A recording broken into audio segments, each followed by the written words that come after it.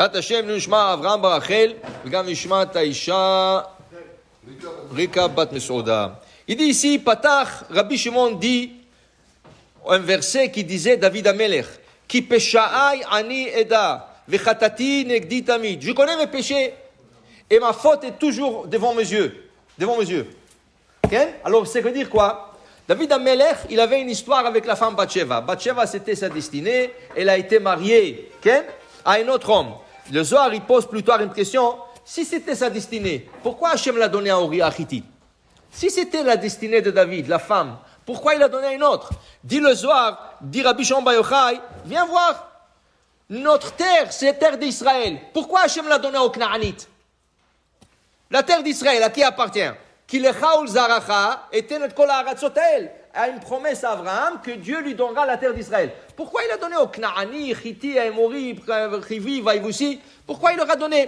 Il dit Rabbi Shimon Bar Yochai, deux fois, avant quelque chose te revient, il faut qu'il passe par quelqu'un d'autre. Il passe par quelqu'un d'autre, ensuite il te revient. Okay? Bathsheba, elle aurait dû passer d'abord par Uriah et ensuite revenir à David. Okay? Maintenant, qu'est-ce qui arrive maintenant, qu'est-ce qui va arriver? David, il va demander à son mari, à son homme, qui était le général d'armée de David, Uriah Hittite. Il lui dit, tu sais quoi, prends vacances, rentre à la maison. Prends un petit break. Il dit, dites-moi, vous êtes le roi, moi c'est le général d'armée. Ne me dites pas quoi faire dans la guerre, hein? C'est moi qui commande ici. Rien qu'il lui a dit ça, David aurait pu le tuer sur place. Parce qu'il s'est conduit avec audace envers le roi d'Israël. Qu'est-ce qu'il fait David?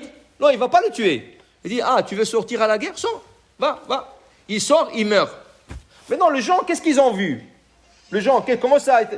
Les gens, ils ont dit, il l'a tué pour prendre sa femme. C'est pas vrai? David, il a dit, rentre à la maison, et lui, il a dit, je vais sortir. Il dit, sors. Qu'est-ce que je vais te faire? Tu veux sortir, sors. Mais David, il a dit, t'es rentré. David Amelech, depuis, il n'arrêtait pas de pleurer. Il a dit, Ki peshaai ani eda, je connais mes péchés, vechatati, et cette faute est toujours devant mes yeux.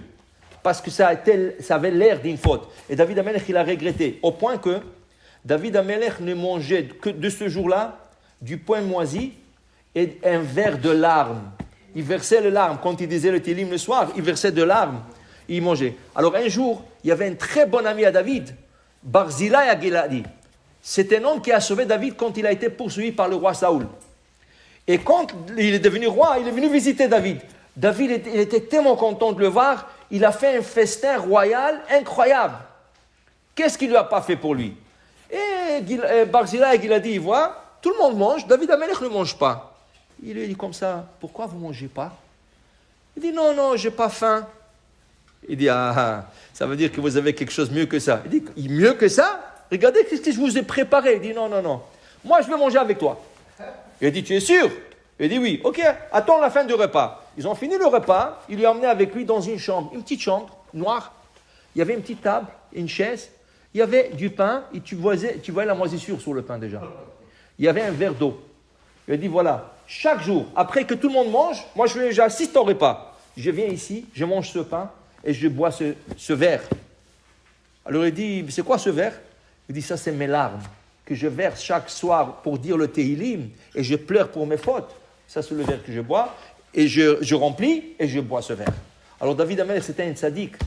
Tout ce qu'il a demandé pour cette faute, il n'a pas fauté. La Gemara dit, tout celui qui dit que David a fauté, il a tort. Il n'a pas fauté.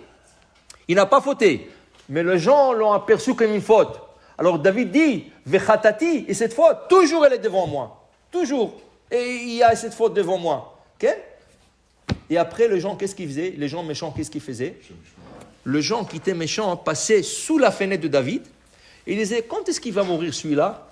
Parce que tant qu'il est vivant, on ne peut pas construire le temple. Hachem lui a dit, dans ton temps à toi, tu ne pourras pas construire le temple. Okay? Alors les gens méchants, qu'est-ce qu'ils faisaient? Ils passaient, David Amelech dit dans Tehillim, Samarti be'omrimli bet Adonai nelech. Je suis content qu'ils le disent. Parce que moi aussi, je veux qu'Akadosh Baruch Hu construise le temple. Et s'il ne veut pas que je le construise, je ne le construirai pas. Mais je suis content qu'il me dise. Regardez la piété de David. Les gens étaient méchants avec lui. Lui, tout ce qu'il a fait pour Israël, il a fait des guerres d'Israël, il a tout fait pour Am Israël. Et les gens étaient comme ça méchants avec lui. Mais lui, c'était un hassid. C'est pour ça qu'il dit dans le Télim, Shomreni Hashem ranafshi ki hasidani. Hashem, rien que protéger mon âme. Car je suis un homme pieux. Je ne cherche pas le mal de personne.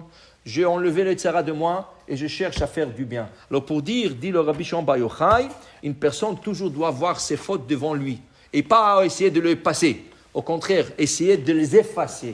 Ou plutôt. Baruch Adonai Le'olam. Amen ve amen.